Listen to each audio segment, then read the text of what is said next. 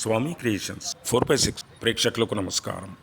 ఎవరైనా మన ఛానల్ని సబ్స్క్రైబ్ చేసుకోకుంటే సబ్స్క్రైబ్ చేసుకోండి, లైక్ చేయండి, షేర్ చేయండి, అలాగే కామెంట్ పెట్టండి. మన తెలంగాణలో అయ్యప్పల సందడి మొదలైంది.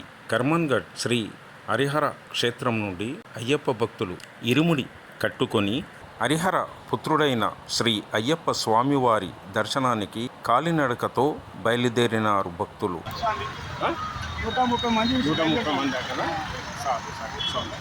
కర్మన్ఘట్ హరిహర క్షేత్రం నుండి 120 మంది అయ్యప్పలు 34 రోజులు కాలి నడకతో యాత్ర చేస్తారు.